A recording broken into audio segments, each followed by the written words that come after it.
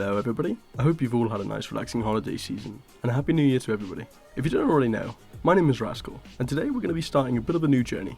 This video marks the first episode of the V Rising roleplay that I'm a part of.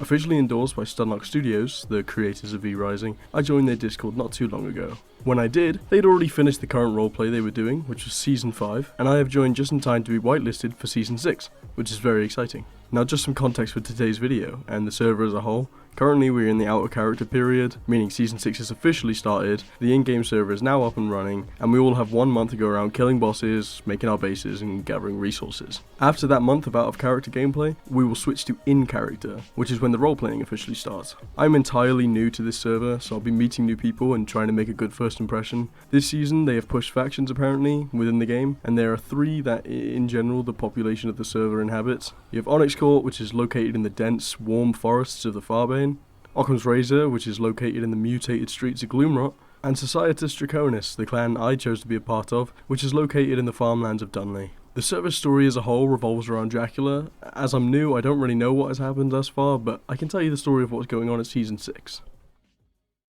Early days. The earliest nights of Dracula's presence in Vardaren are remembered only in fragmented anecdotes and incomplete records. Even the most meticulously kept volume can only tell one side of the story, and among immortals, memories can distort and twist with the centuries. Long bouts of torpor melt recollections into uncertain dreams viewed through bestial eyes. What is certain is that a vampire by the name of Dracula appeared in Vardaren some 400 years ago. To some, he was a foreign, megalomaniacal upstart. To others, he was a charismatic, cunning, and shrewd man. For nearly a century and a half, he was counted as but one more vampire among the kindred population that had called the realm theirs for ages untold, with allies and enemies, goals and faults. 2 things couldn't be denied by any who called Vardaren home. Dracula always seemed to know precisely how to best deal with any kindred, and he was possessing of a magnetic personality to which few could measure.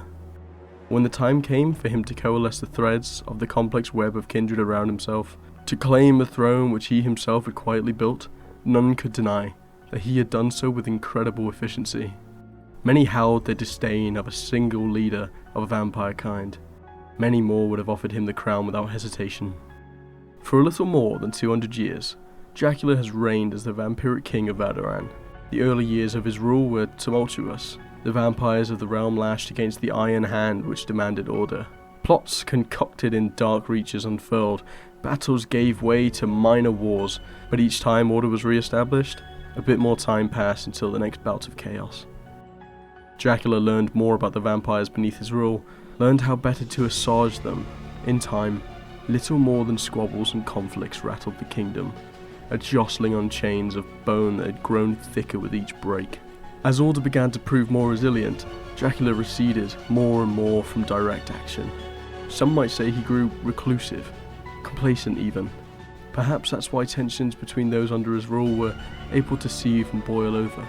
Long ruminated hatreds and feuds erupted, and in short order, the greatest vampire war that Vardaren had ever seen tore through the lands.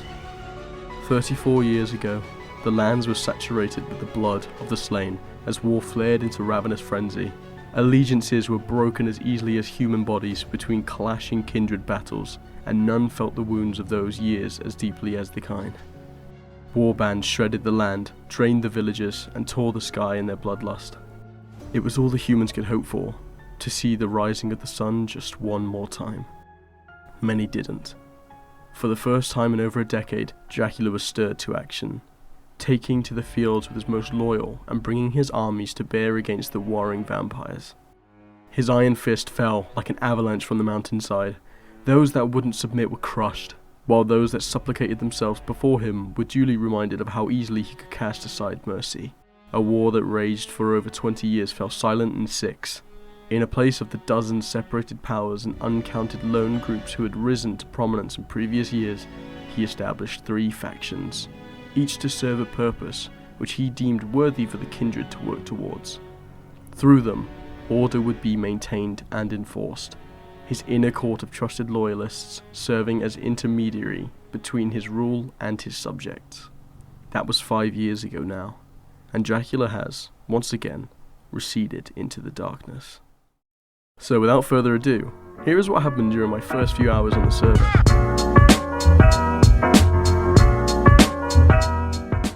The first thing I did upon joining the server was message my clan, the Circus Macabre. You see, despite being in factions, a key feature in V Rising is having in-game clans. This allows multiple players to team up and build a base together. Anyway, my clan invited me to their group in-game, and from there I was able to see where they were building and teleport to them using a waygate. I took a short look around the place, grabbing a few pieces of gear to help me with some of the early game bosses, and then I set back out to hunt them down. Hello. I figured that the clan leaders were busy farming for materials to upgrade and build the base, and I let them do that while I hunted down a few foes and complete my quest to become more powerful. On my adventure, I ran into the Alpha Wolf, the first boss you encounter in the game, and killed it with relative ease, unlocking the wolf power, which will help me explore Valorant much faster. After that, I took myself over to Rufus, but I wasn't the only one with this idea. A couple of other players jumped Rufus with me, turning the encounter into a proper boss raid. Luckily it was nighttime, so we didn't have to deal with the sun, but with two vampires already throwing abilities at the boss I was standing behind, and Rufus himself laying waste into me too, I didn't last long before I was down. The rules state that other players cannot kill or steal my things during this out of character period, so I wasn't too worried about my belongings. But as they were not in my clan, they couldn't revive me. I respawned at the nearest waygate and made my way back to the logging camp where Rufus was. This time I ran into my clanmate, Annie, who was able to help me defeat Rufus. The boss gave me a blood roar spell, or whatever it's really called, I can't remember, which gives me extra attack speed. It's super useful for farming material nodes. After Rufus, it was on to Keely the Frost Archer, who I made quick work of with a cheesy strategy that kept her within close proximity. She gave me the Frostbat spell, which is super useful during PvP, not that I'd really be able to use that during this season. Rotating accordingly, I found myself at the copper mines fighting Errol the Stonebreaker. My clanmates were again also coincidentally here, farming copper, and helped me in the fight against Errol. It didn't take long before he went down and gave us the Chaos Earthquake spell thing. By this point, I'd been in Farbane for a good half an hour now, so I figured it was a good time to head home. It took a while to get back as I couldn't teleport with some of the items in my inventory, but I eventually made it back to base and deposited all my stuff. Now, apart from developing a good relationship with my clanmates and working out the context behind my character joining the circus and meeting them all, my job really is just to get myself strong and help provide resources for the base. We all help each other in this base, and the more we work together, the faster we'll be able to use high grade gear and decorate this circus. Me and Annie had a conversation about Celtic and Viking stuff. Fun fact, some parts of Portugal were also Celtic at some point in history. Really? I feel like a lot of places kind of are, which is quite nice coming from a place like Wales to know that other places are. A lot of Northwest Europe was just Celtic at some point. Yeah. Before deciding to head out and finish killing the rest of the bosses in Farbane. This would take a lot of time as some of the Farbane bosses are actually quite difficult. Bosses like Clive and Quincy would be a pain, and Pelora too. So I was really stuck for how I was going to beat them with the gear that I currently had. But as you'll soon see, luckily, this wasn't going to be an issue. The next boss me and Annie were heading to was Grayson the Armourer. We seized the bandit camp he was in and found ourselves swarmed by enemies. Right as things were starting to look ugly, our hero stepped in to save us. Oh god, it's this one. What the hell?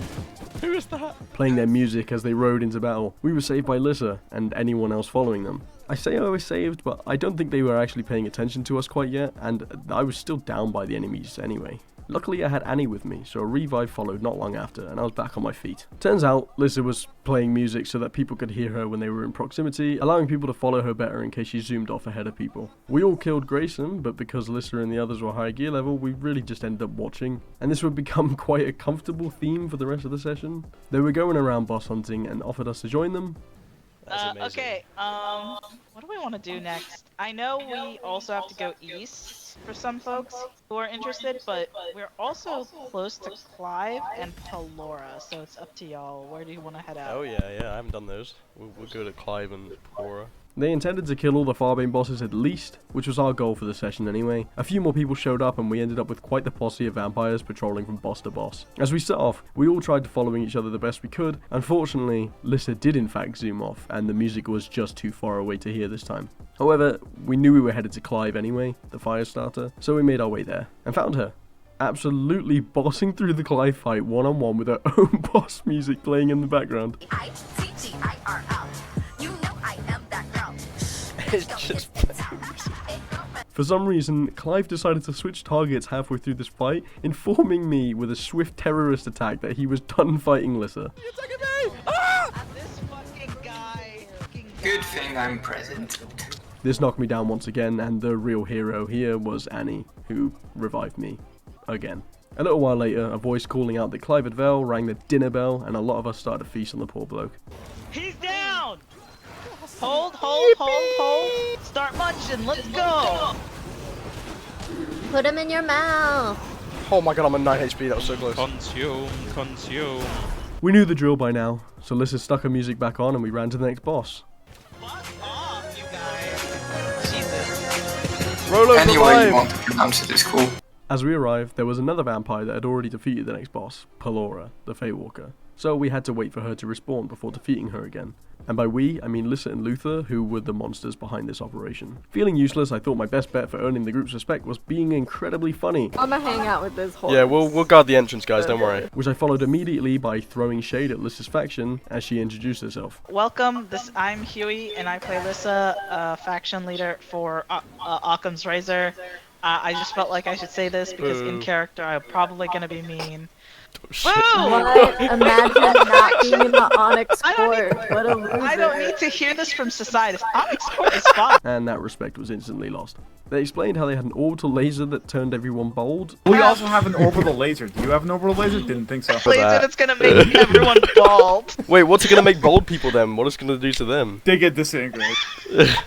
And before long, Pelora was probably respawned and hiding in a bush, afraid to fight the group of children and their two guardians. The infamous boss music started back up, followed by the karaoke, and that's how we knew we were eating good tonight.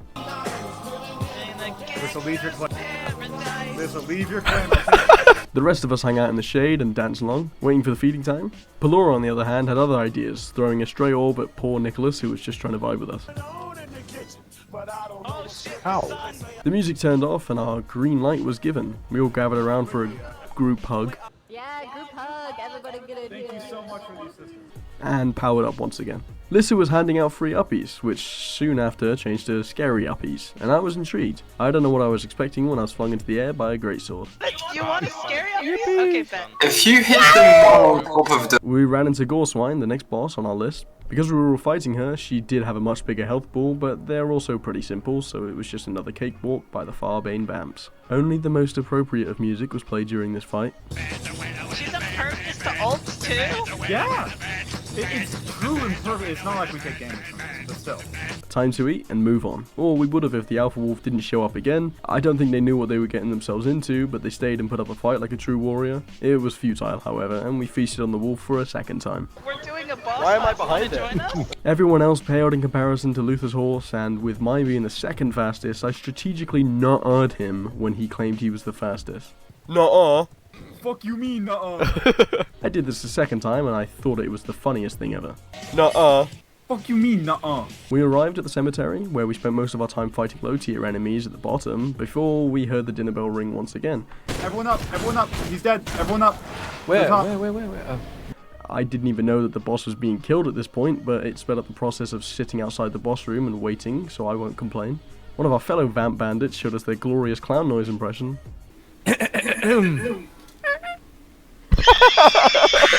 And we moved on once again to the next boss, the Alpha Wolf. This boss must be a masochist. It was actually Lydia, who also wandered into the wrong neighborhood. We bullied her into submission, then hoarded around her for sweet chaos power. But another unexpected boss appeared out of nowhere. Giant Enemy laser. Okay, it's not really a boss, but he wanted a piece of us as well, so. One song later and we were at the logging camp. I had already defeated this boss, so I sort of just existed on my horse, but I didn't exclude myself from the luxury of feeding on the poor soul again. War forming along the forest path, Keeley was the group's next target, but along the way we ended up finding another player randomly hiding behind a tree. Come join us. Hello, why are you hiding there? That meant he was one of us now. Again, I had already killed Keeley, so we all just waited patiently, watching at the entrance. The threat of Tristan was nearby, however, so this was less our choice and more command by our leaders. So after Keeley had died, we moved on to Tristan, but this is where I made my worst mistake yet.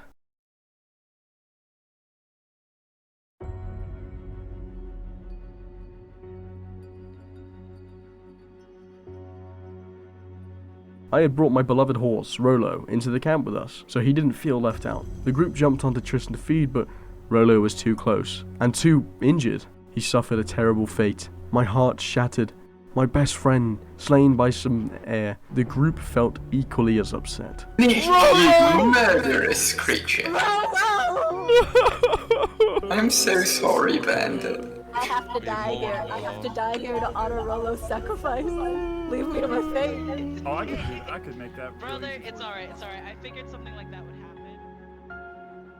And then I moved on, because Mama didn't raise no bit. We had a group meeting in one of Keely's tents, and afterwards a new track was put on to rally our group for one of the biggest battles yet.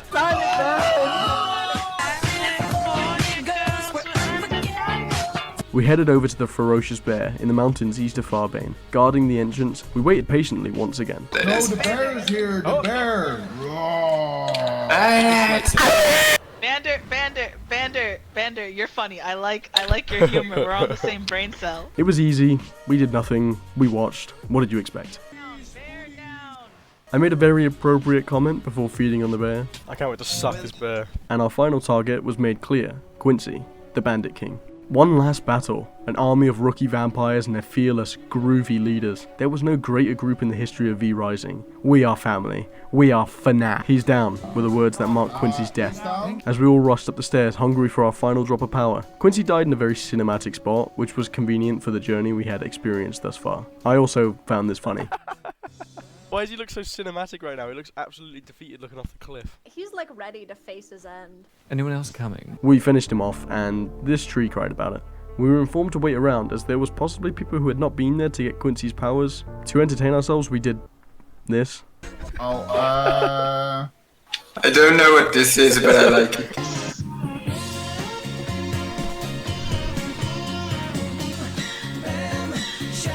hell. We got bored, and so we headed to our actual final boss, which was the Putrid Rat. We gathered at one of our group members' nearby base, where the boss would be spawned. It's not a difficult boss, it's just more awkward to spawn than the others. Therefore, this time, our journey had finally come to an end. We feasted on the rat, and became actual vermin ourselves.